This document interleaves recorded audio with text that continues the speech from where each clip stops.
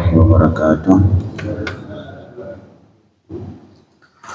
أعوذ بالله من الشيطان الرجيم. بسم الله الرحمن الرحيم. الحمد لله رب العالمين، وصلى الله على سيدنا محمد وآله وصحبه أجمعين. اللهم رب اشرح لي صدري ويسر لي أمري واحلل عقدة من لساني يفقه قولي. اللهم ربي زدنا علما وارزقنا فهما. اللهم علمنا ما ينفعنا وانفعنا بما علمتنا. اللهم فقهنا في الدين وعلمنا التأويل وافتح علينا فتوح العارفين برحمتك يا أرحم الراحمين.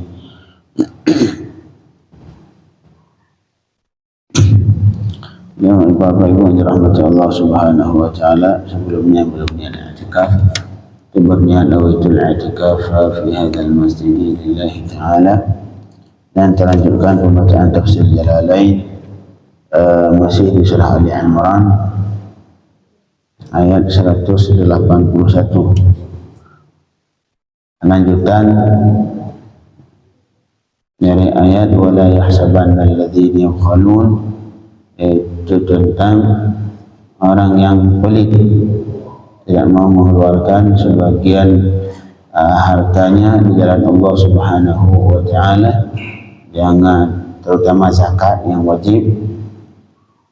Kata Allah, jangan menyangka, jangan menganggap bahwa orang yang pelit itu adalah baik bagi dia, karena nanti sayutawwaqun ma bakhilu bihi, nanti di hari kiamat akan digantung di lehernya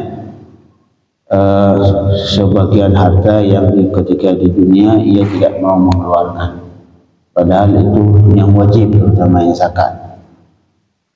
Disebutkan dalam hadis, nanti orang yang tidak mengeluarkan zakat di hari kiamat, itu zakat yang ia makan yang bagian orang lain, nanti akan dijadikan menjadi ular oleh Allah, diubah menjadi ular dan digantung di lehernya.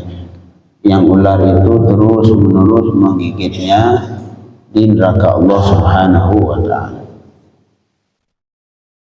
Untuk ayat berikutnya ke depannya masih hampir mendekati tentang mengeluarkan harta ataupun infak, yang bagaimana tanggapan Yahudi ketika Allah ataupun Rasulullah meminta mereka untuk mengeluarkan zakat. Qala Allah Ta'ala laqad sami'a Allahu, a'udzu billahi minasyaitonir rajim, laqad sami'a Allahu qawla alladhina qalu inna Allaha faqirun wa nahnu aghniya sanaktubu ma qalu wa qatlahumul anbiya'a bighairi haqq wa naqulu dhuqu 'adzabal hariq. Ayat ini disebutkan oleh mufassir sebabnya suatu ketika anna Rasulullah sallallahu alaihi wasallam amarahum bidukhuli fil Islam. Suatu ketika Rasulullah mengajak ini orang Yahudi untuk masuk Islam, wa aqamas salat wa iqamis salah, dan untuk mendirikan salat, wa ita'iz zakah, dan membayar zakat. Dan kemudian wa ayyuqridullaha qardan hasanah, mereka mengutangkan, memberi utang ke Allah, akan utang yang baik. Ini utang ke Allah bukan artinya Allah butuh, tidak, artinya kita ketika berinfak di jalan Allah itu seolah-olah kita memberi utang ke Allah yang nanti akan dibayar di hari kiamat. Jadi bukan Allah butuh, tapi kita mengutang ke Allah, tapi kita membantu sesama mukmin. Itu seolah-olah Allah berhutang kepada kita. Jadi siapapun yang membantu mukmin itu, ya Allah menganggap seolah-olah dirinya berhutang kepada beliau, kepada orang yang ngasih ini. Nanti di hari kiamat Allah akan menggantinya, akan melunasi hutang. Jadi ketika Rasul meminta mereka, mengajak mereka untuk masuk Islam, mendirikan salat, menunaikan zakat, dan memberi utang ke Allah dengan cara membantu mukmin, qala kubara'ul yahud, saat itu pemimpin-pemimpin Yahudi di Madinah, seperti contohnya Hai bin Akhtab, Ka'ab bin Al-Ashraf, kemudian Fanhas bin Azura. Berkata mereka ini semua ke Sayyidina Abu Bakar ketika mereka mendengar ini Allah Rasul meminta mereka untuk memberi hutang ke Allah. Kata mereka ke Abu Bakar, hina amarhum bima dzukira, ketika Sayyidina Abu Bakar mengajak mereka juga untuk berzakat, mengeluarkan zakat, memberi hutang ke Allah dengan membantu mukmin yang lain, muslim yang lain. Ala lisan rasulih innallaha faqir wa nahnu aghniya. Ini perkataan Yahudi. Kalau Allah minta hutang ke kita berarti Allah fakir dan kita ini orang kaya. Buktinya Allah minta hutang ke kita. Walau kana ghaniyan, kalau seandainya Allah kaya, mastaqradna. Allah tidak mungkin meminta hutang kepada kita kalau beliau kaya. Nah, padahal mereka tidak memahami bahawa sebenarnya hakikat dari Allah minta hutang kepada kita manusia ini bukan karena Allah butuh, tapi maksudnya Allah berjanji untuk menunaikan balasannya nanti di hari kiamat, seolah-olah Allah menganggap itu hutang. Walaupun sebenarnya kita bukan berarti kita ngasih ke Allah, tidak. Kita membantu mukmin, memberikan zakat, memberikan sedekah bersama mukmin yang membutuhkan. Nah, itu pemberian kita Allah anggap hutang. Allah anggap hutang. Padahal semuanya yang ngasih duit kepada kita, yang ngasih rezeki kepada kita, yang ngasih semua itu Allah Subhanahu wa taala. Semua rezeki yang kita miliki bersumber dari Allah Subhanahu wa taala, tapi kemudian Allah memerintahkan kita untuk membantu mukmin dengan cara membantu mereka baik berzakat, sedekah, infak dan lain sebagainya, dan kemudian Allah menganggap pemberian kita kepada mukmin dianggap seolah-olah Allah hutang. Nah, ini semua dari Allah, rezeki Allah yang beri, yang kasih. Kemudian Allah suruh membantu mukmin. Dan kemudian Allah anggap seolah-olah itu hutang, yang artinya nanti Allah di hari kiamat pasti akan memberikan balasannya. Tapi tanggapan Yahudi saat itu ketika Allah menyuruh kita membantu mukmin dan Allah anggap hutang pada rezeki dari Allah, dianggap Allah fakir, berarti Allah miskin, berarti Allah fakir ini. Kalau misalkan Allah kaya, enggak mungkin minta hutang kepada kita. Ini Yahudi. Turunlah ayat ini. Qala Allah Ta'ala, laqad sami'a Allahu qawla alladhina qalu inna Allaha faqir wa nahnu aghniya. Sungguh kata Allah telah mendengar oleh Allah akan perkataan orang-orang yang berkata inna Allaha faqir wa nahnu aghniya. Sesungguh Allah fakir dan kami ini orang kaya. Itulah Yahudi tadi. Allah mendengar perkataan Yahudi yang menuduh Allah fakir dan mereka kaya cuma dengan alasan karena Allah menyuruh mereka membantu mukmin dan kemudian Allah menganggap seolah-olah itu hutang. Wa humul yahud, dan mereka itu adalah Yahudi. Qaluhu, yaitu mereka berkata Allah fakir, mereka kaya. Lamma nazala, ketika turun ayat man dzalladzi yuqridullaha qardan hasanah. Ketika turun ayat yang pernah kita baca sebelumnya, man dzalladzi yuqridullaha qardan hasanan fayudha'ifahu lahu ad'afan katsira. Siapa saja yang memberi hutang ke Allah akan hutang yang baik, nanti Allah akan melipat gandakan di hari kiamat dengan gandaan yang sangat banyak. Itu mereka menganggap bahwa Allah hutang kepada kita. Waqalu, dan mereka berkata ketika turun ayat ini, law kana ghaniyan mastaqrabana. Seandainya Allah kaya, tidak mungkin Allah meminta hutang kepada kita. Padahal hakikatnya Allah meminta hutang kepada manusia, artinya Allah menyuruh manusia membantu mukmin yang lain dalam bentuk infak, sedekah ataupun zakat, yang nanti Allah anggap itu hutang, artinya Allah pasti akan membayarnya di hari kiamat. Malahan bayaran dari Allah, yudha'ifahu lahu ad'afan katsira. Allah akan melipat gandakan hutang itu di hari kiamat dengan gandaan yang sangat banyak. Beda halnya kita hutang manusia, hutang sejuta, ntar 5 tahun nggak dibayar-bayar, hilang sudah. Hutang sama-sama Allah Subhanahu wa taala justru diganti oleh Allah dengan gandaan yang sangat banyak. Makanya di dunia juga ketika kita ngutang ke orang disunnahkan ketika membayar bayar lebih. Misalkan ngutang 10 juta, ketika ngebayarnya minimal tambahin 100.000 atau tambahin 500.000, bukan riba. Karena kalau riba itu ada akad di awal. Ini saya utangin ke kamu dengan syarat nanti harus bayar misalkan 10 juta, nanti harus tambah 10%. Nah, itu riba. Kalau tidak ada akad sama sekali, cuman keinginan dari yang utang aja pengen bayar lebih karena dia sudah membantu dia, nah itu bagus.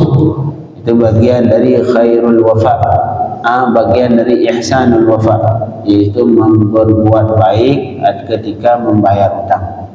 Kita utang 10 juta, kemudian alhamdulillah ketika kita sudah memiliki kemampuan membayar dan justru memiliki lebih, nah sunnahnya ketika membayar ditambahin, tambah jadi 10.500.000 misalnya. Nah itu sunnah membayar lebih ketika membayar utang. Jangan justru harus dimintain terus nggak boleh bayar, besok dimintain lagi, janji bulan depan lagi, bulan depan sampai setahun 2 tahun nggak pernah membayar. Na'udzubillah min dzalik. Jadi kata Yahudi itu menuduh Allah faqir. Waqalu, kalau misalkan Allah kaya, kata mereka, sungguh Allah tidak mungkin meminta utang kepada kita. La ilaha illallah.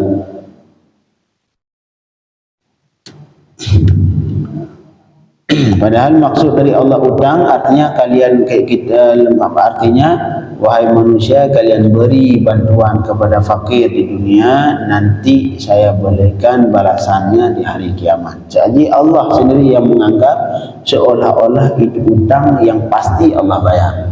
Nah, jadi bukan Allah yang butuh kepada kita kan. Kemudian kata Allah, sanaktubu ma yaqalu, sungguh kata Allah akan kami tulis. Yang itu artinya na'muru bi kitabi ma qalu, kami perintahkan untuk menulis apa yang mereka ucapkan tadi, yang mereka ucapkan, yang mereka tuduh Allah faqir. Kata Allah, kami suruh malaikat untuk tulis, untuk menulis semua perkataan mereka fi sahaifi a'malihim, dalam buku amalan mereka.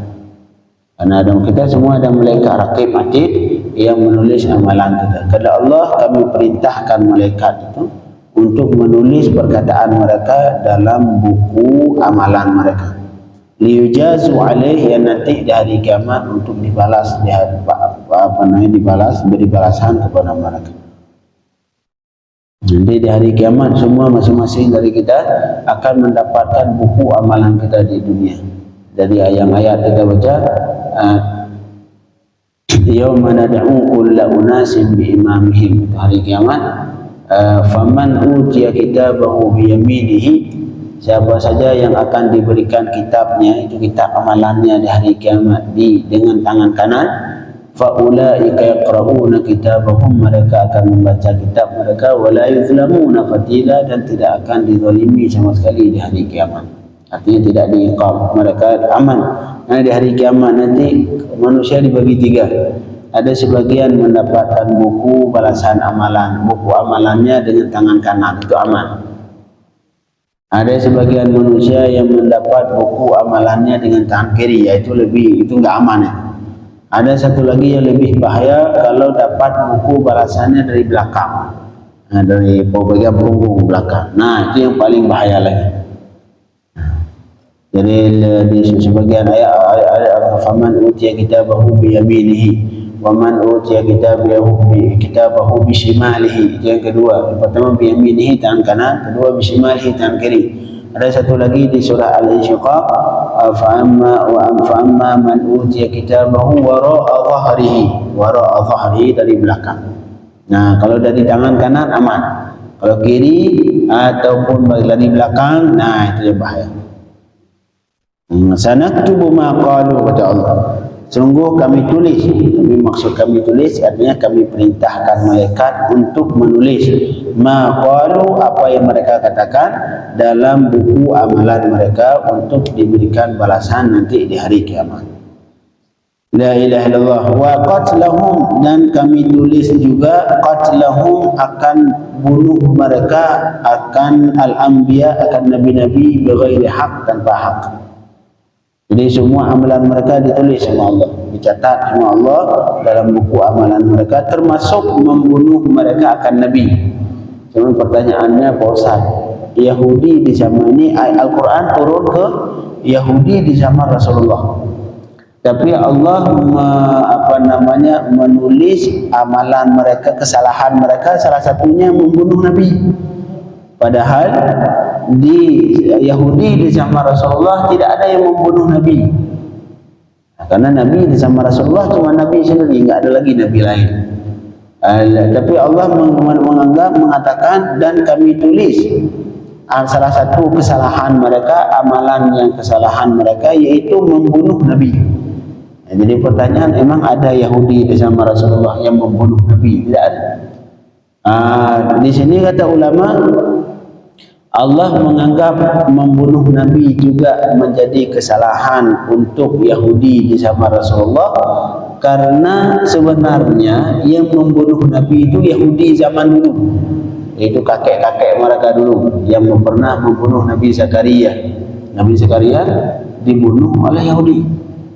Kemudian juga Nabi Yahya, anaknya juga mati dibunuh oleh Yahudi. Nah, adapun Yahudi di zaman Rasulullah, mereka memang tidak ada yang membunuh Nabi, tapi mereka itu mereka setuju dengan yang perbuatan kakek mereka membunuh Nabi, ridha. Karena ini umat Yahudi di zaman Rasulullah ridha terhadap perbuatan kakek mereka yang membunuh Nabi, sehingga kata ulama, ar-ridha bil ma'siyah maksiat. Ridha terhadap menjadi maksiat dianggap maksiat. Misalkan di situ ada orang minum khamar, kita setuju aja, khair, bagus, lanjutkan. Nah, itu kita walaupun tidak minum, dianggap kita minum. Nah, ridha terhadap maksiat. Kemudian satu lagi, ar-ridha bil kufri kufrun. Ridha dengan kekufuran dianggap kufur. Ada kawan kita mau masuk Islam, enggak usah masuk Islam, tenang aja, enggak usah masuk Islam. Artinya kita ridha dengan kekufuran dia, saat itu juga kita dianggap kafir, murtad. Orang yang ridha terhadap kekufuran dianggap murtad. Makanya ke Yahudi di zaman Rasulullah ini Allah tulis kesalahan mereka membunuh Nabi, padahal mereka tidak membunuh Nabi. Yahudi sama Rasulullah tidak ada satupun yang membunuh Nabi. Tapi Allah tuliskan kesalahan membunuh Nabi karena mereka setuju dan ridha terhadap perbuatan kakek mereka yang membunuh Nabi. Sehingga mereka dianggap membunuh Nabi. Nah, hati-hati dalam setuju terhadap maksiat. Apabila terjadi maksiat tempat kita, kemudian kita juga khair, bagus, lanjutkan. Nah, walaupun kita sendiri tidak melakukan, dianggap kita melakukan. Seperti Yahudi di zaman Rasulullah tidak membunuh Nabi, tetapi sebagian dari kesalahan mereka yang Allah catat yaitu membunuh Nabi. Kenapa? Karena mereka setuju dan ridha terhadap perbuatan kakek mereka yang membunuh Nabi. Apalagi ridha ke kafir. Nah, kalau ridha ke kufur, murtad. Ya, ada orang kafir, bagus, dia kafir itu cocok, bagus, saya suka dia kafir. Nah, artinya kita ridha terhadap kekufuran. Hukumnya ar-ridha bil kufri kufrun.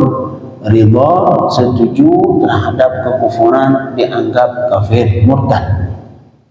La ilaha illallah. Wa naktubu, dan kami tulis juga pembunuhan mereka terhadap para nabi bighairi haq, tanpa hak. Wa naqulu, dan nanti di hari kiamat kata Allah, kami berkata untuk mereka di hari kiamat lewat perantara lisan malaikat, dzuqu adzabal hariq, rasakan oleh kalian akan azab api neraka. Al-hariq artinya yang membakar. Al-hariq artinya yang membakar. Ini maksud di sini azab al-hariq, yaitu azab api neraka yang membakar. Nah, inilah balasan ke orang Yahudi yang menuduh Allah fakir cuma dengan sebab Allah menyuruh mereka untuk membantu sesama mukmin, dan kemudian Allah jamin balasannya seolah-olah dianggap hutang. Bisa kita lanjutkan. Allahumma faqihna fid din, 'allimna at-ta'wil, waftah 'alaina futuhal 'arifin. Wa sallallahu ala sayyidina Muhammadin wa alihi wa sahbihi ajma'in. Sallallahu ala sayyidina Muhammadin wa alihi wa sahbihi wasallam. Walhamdulillahi rabbil alamin.